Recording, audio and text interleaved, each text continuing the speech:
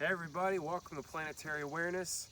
I'm Dave and we're here on my organic farm here, or garden, and we're giving you a little tour. It's July 2019. So we've had some heavy rains here and things are really blowing up and they look a lot differently from the last farm tour we gave in June. So we're gonna take you through. We added a nice gate here with arbor, and we got Concord grapes growing up it. They're already fruiting a little bit. So come on in.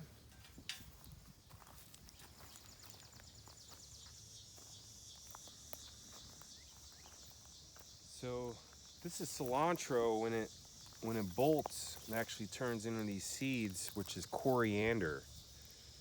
So I'm gonna pull these out really soon, but I'm gonna start just spreading these seeds so the cilantro grows back. And you can plant cilantro several times a year. I got some purple potatoes actually in here from Paul Gauchi in Washington State. Start digging in here. Let's see. There's potatoes. So I literally just took one big potato and stuck it in the ground last September. And here we are with multiple potatoes, and you can literally harvest and plant your potatoes at the same time. You just take the biggest one and put it right back in the ground. Our basils are doing excellent. We got the cinnamon basil, we got lemon basil, lime basil, catnip, arugula. These are arugula flowers, which are really nice to add to a salad, give it a nice little kick. Same with the borage or borage, however you want to say it. Edible flower, edible leaves. We got a lot of edible flowers from the nasturtiums, the calendula. Dill has been bolting, but we're still harvesting it. Lots of ripe tomatoes. We got pineapple tomatoes right here.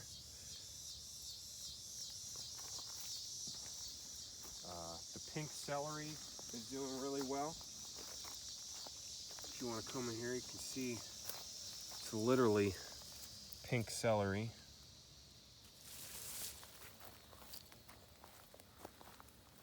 All kinds of peppers. Lots of different kinds of bell peppers. This might be the yellow monster, actually. These things get huge. Gooseberries we just finished harvesting. A lot of the broccolis and cauliflowers really haven't produced too well.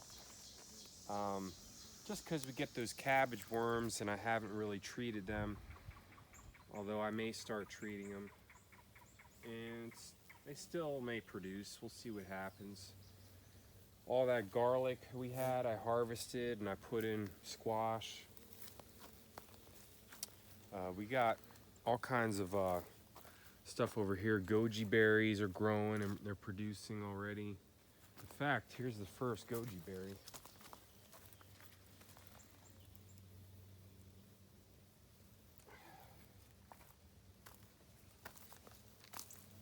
It's a fresh goji berry. They're literally like 100 times more nutritious when you eat them fresh. So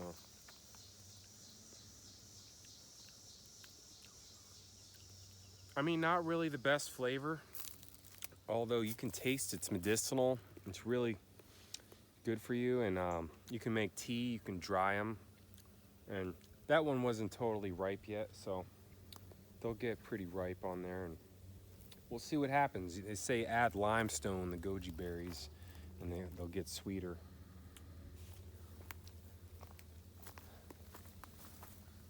Strawberries are finished for the most part, but you can see how thick they are.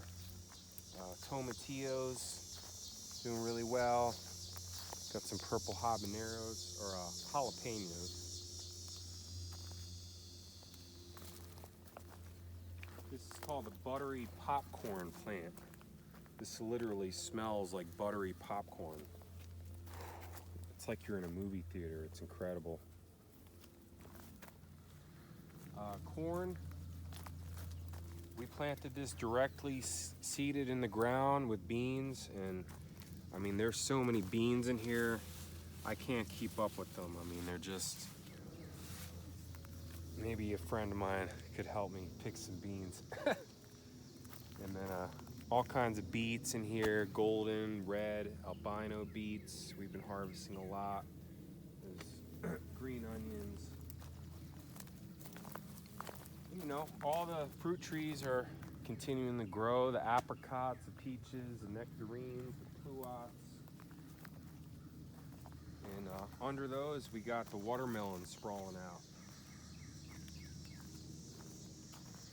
So this guy's gearing up here. This is called the Black Mountain watermelon. Blacktail Mountain watermelon. And that one's a sugar baby. Sugar baby.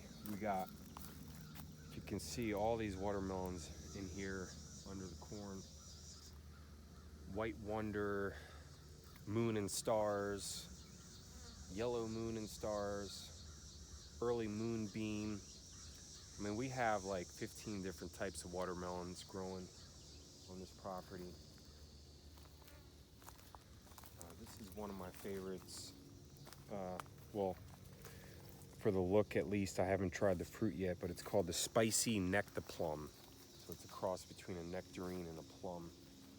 Really excited about that one.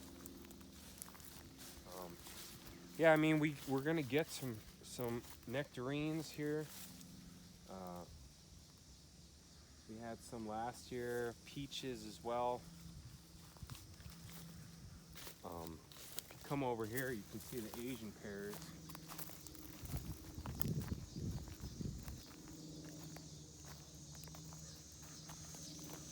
Asian pears are getting bigger, getting closer to harvest time. Virtually nothing's affecting these. There's no disease problems, there's no pests. They're doing really, really well. So here in Virginia, I would highly suggest planting Asian pears. Of course, we got the blackberries, which are totally loaded. We didn't really trellis them that well.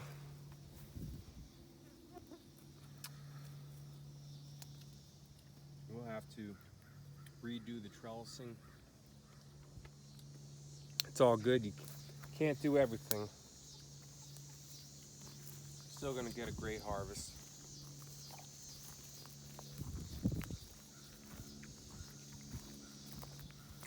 This is passion flower, or passion fruit. So these are gonna be flowers here.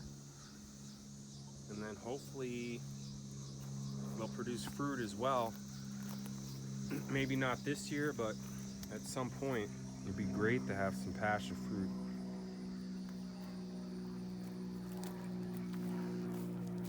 This jujube tree is doing really well.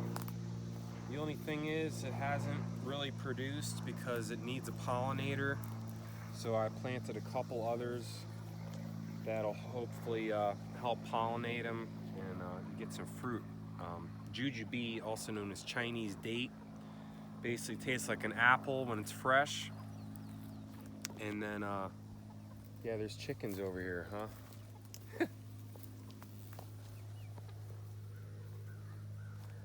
Check out the Polish hen over there. Call that one Top Hat.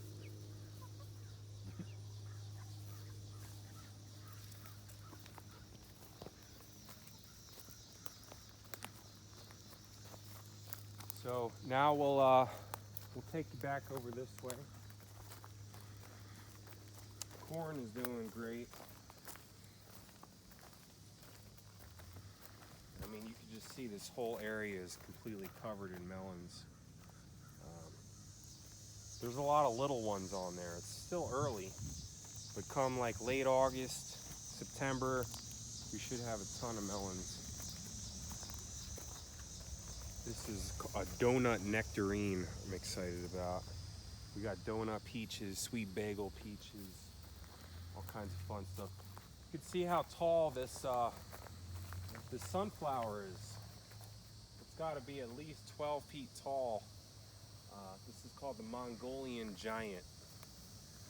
Maybe it's 10 to 12 feet tall, but it's still growing bigger and bigger, and the flower is just starting to come on now. But this thing is like a tree. Absolutely enormous. And yeah, you know, this whole area is just covered in tomatoes and peppers. And there's other areas that we're not even going to get to today that are covered in tomatoes and peppers. Delicata squash in here, which is my favorite winter squash, with the butterfly bushes around and the butterfly weed. The monarchs come on here and they eat it, and then they lay their eggs and continue the life cycle.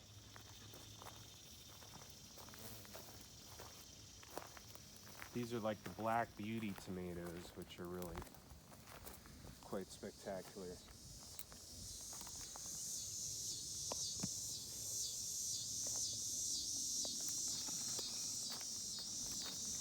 So now we'll take you over here, give you a little update on the figs.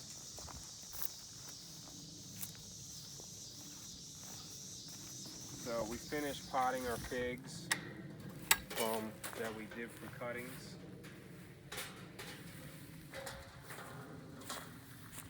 We got about 50 fig varieties as of now. We're hoping to have about 200 or 300 at some point. Our goal is to have a greenhouse here as well. But yeah, these are all figs. A lot of them are fruiting, and we put these bags on once they get close to getting ripe so that the birds don't peck at them. But yeah, all kinds of figs in here. I would say they are my favorite fruit. They are spectacular. I'm really excited for some fresh figs here.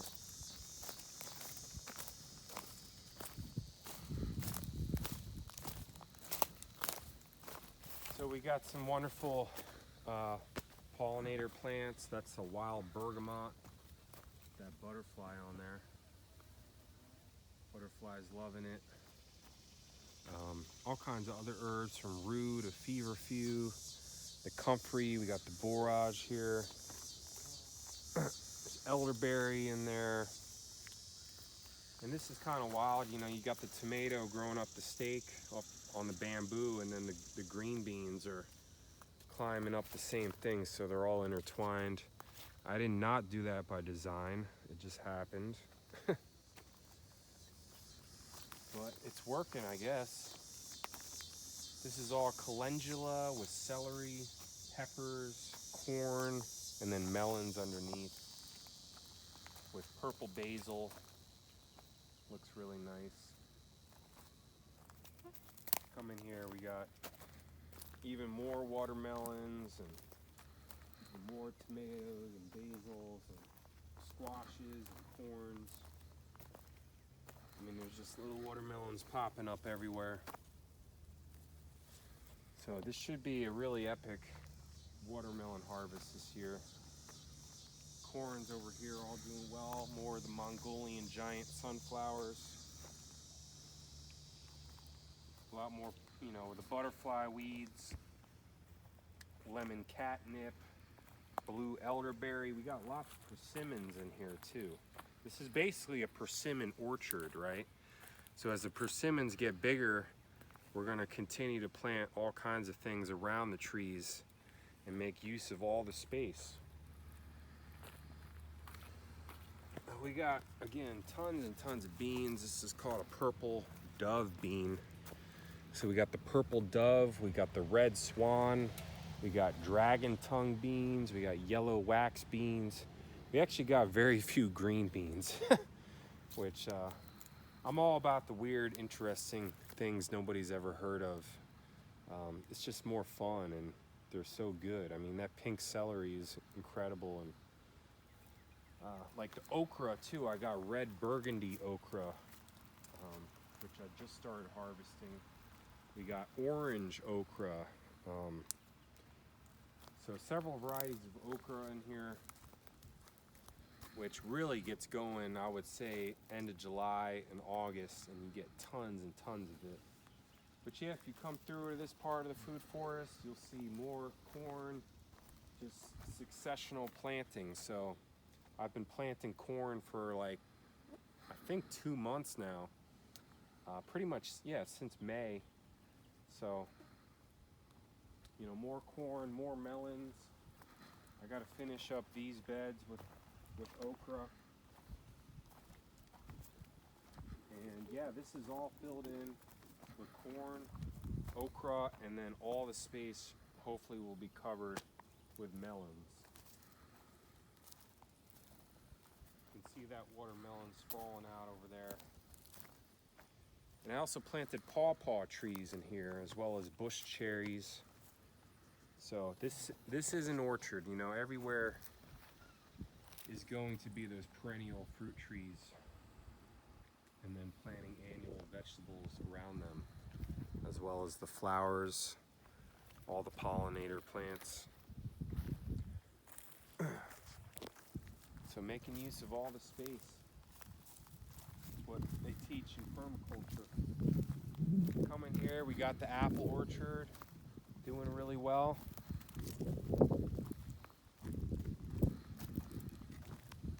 That 4-in-1 planting of apple trees is doing well here.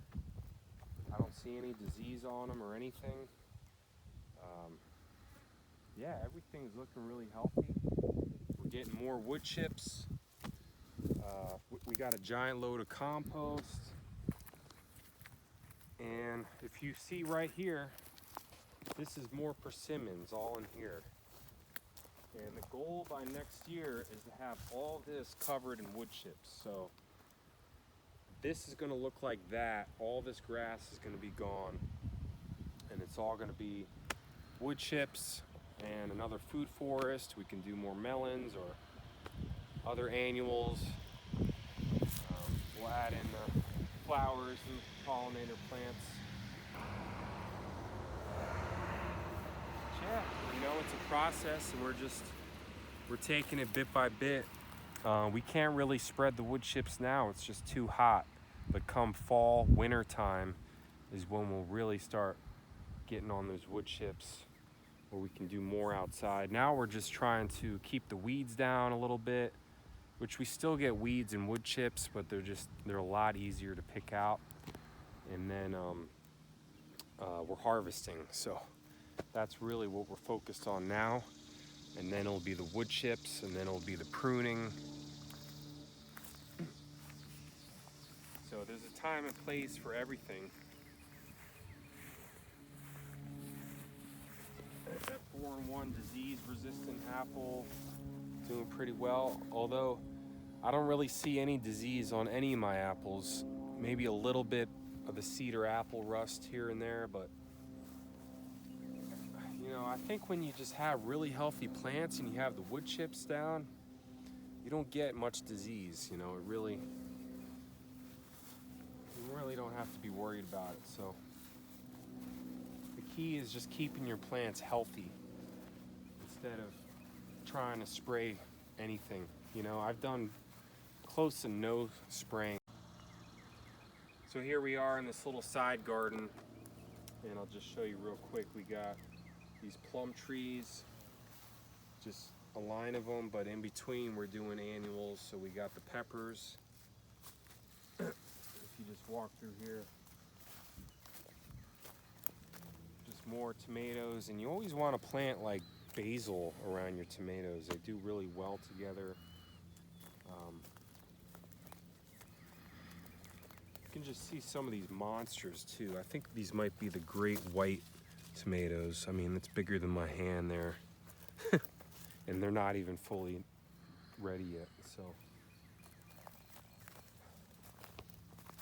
you know, we are having some Japanese beetles come through here. I haven't really picked them off much, but you can certainly come through, just pick them and throw them in a bucket of soap, which, you know, I may or may not start doing more. It's okay though, because it's not going to kill the tree. And next year I am going to be spraying all my stone fruits, just because it's a good practice around here. And the spray is just an organic clay, so the clay is completely non-toxic. I did do it to the ones that are fruiting, and I got no Japanese beetles on there. So it goes to show that that surround is what it's called. And you get the surround, and you don't have any Japanese beetle problems. So not worried about the beetles. I used to be. Last year I got freaked out because they were doing that, but they're not going to kill anything in general. So yeah, we got all kinds of okra, beans, squash.